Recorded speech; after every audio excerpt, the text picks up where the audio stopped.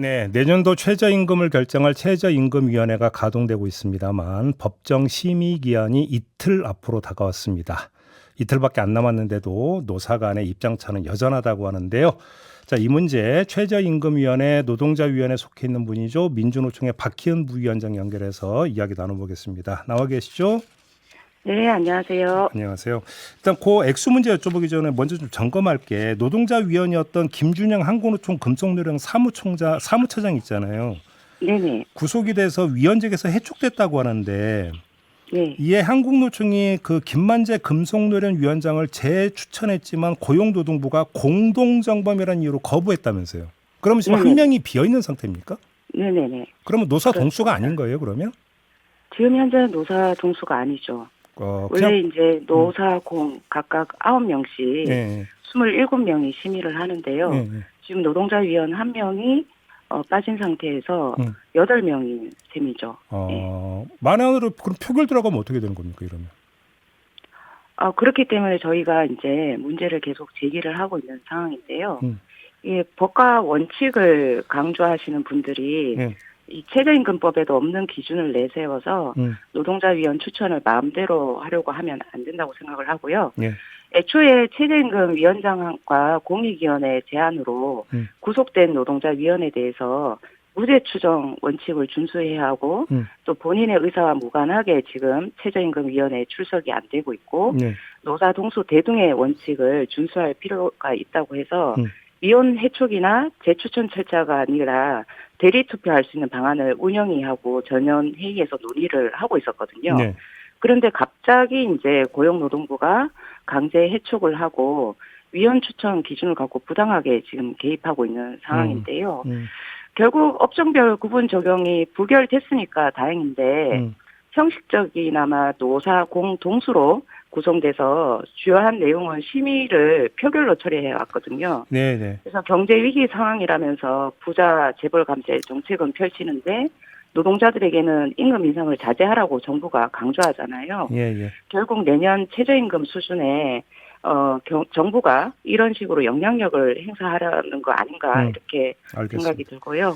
예, 자, 그런 상황입니다. 내년도 최저임금으로 지금 12,210원을 제시하셨어요. 왜 이 금액입니까? 월급 빼고 다 올랐다고 하는데요. 실제 물가가 너무 올랐잖아요. 그런데 올해 최저임금이 전년 대비 딱 5% 올랐거든요. 물가 인상률에도 못 미치는 거죠. 뭐 식료품, 생필품, 뭐 주거비를 비롯해서 특히 공공요금은 폭탄 수준이라고 이야기를 하잖아요. 하반기에도 사실 줄줄이 인상이 예고되고 있고요. 거기다 올해 1월 통계를 보면 실질임금은 계속 하락하고 있거든요. 최저임금위원회의 심의 기초 자료로 활용되는 생계비의 경우에도 2022년 기준으로 비혼 단신 가구 생계비가 2021년 대비 9.3% 증가한 241만 원으로 나오거든요. 지금 최저시급 9,620원, 월 209시간 기준으로 201만 원인데요. 혼자 사는 사람도 생계비가 부족한 상황인 거죠. 그래서 대한민국에서 비혼 단신 가구도 이렇게 살기가 어려운데 대다수가 복수의 가구원이잖아요. 그렇다면 그 주 소득원 비중을 반영했을 때 저임금 노동자의 생활 안정을 위해서는 최소한 시급 12,210원 그리고 월 255만 원 이상은 되어야 한다고 생각을 합니다. 재계는 동결 주장하고 있는 건가요? 네네네, 그렇습니다. 근데 결국은 그 이전에 어떤 그 통례를 보면은 노사가 입장차를 좁히지 못하고 결국은 공익위원들이 결정했던 게 그 통례 아니었습니까? 이번에도 혹시 이렇게 흘러가는 거 아닙니까? 저희가 그래서 이제 그동안 공익위원들이 최저임금 결정하는 산식을 2년 동안 연속 썼던 거에 대해서 그 산식에 대한 문제도 좀 제기를 했었고요. 실제로 이제 사회적 어떤 불평등을 해소하거나 저임금 노동자들의 생활을 안정하기 위한 그런 산식이 아니거든요.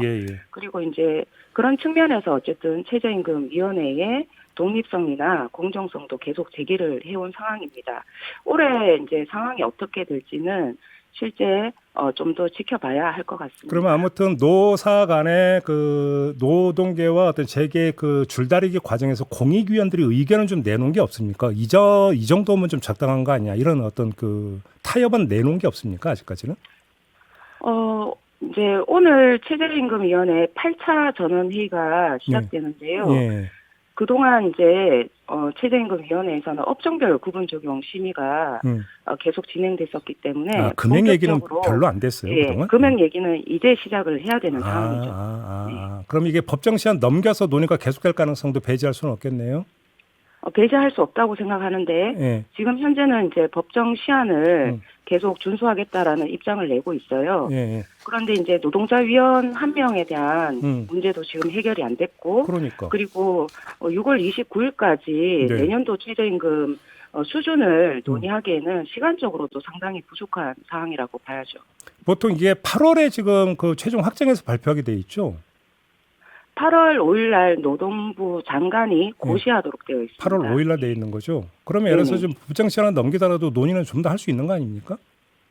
기존에 이제 관례로 보면은 최저임금 법정 시한을 계속 넘겨서 그러니까요. 심의를 해왔던 사례가 예. 대다수입니다, 사실. 그렇죠. 예. 이번에는 좀 어떻게 좀 합의가 좀 도출이 됐으면 좋겠는데 그렇게 될지는 좀 잘 모르겠고요. 아무튼 또 이제 공익위원들이 어떻게 또 이제 입장을 정할지 좀 관건이 될 수 있을 것 같네요.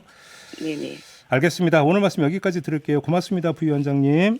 네, 감사합니다. 네, 박희은 민주노총 부위원장과 함께했습니다.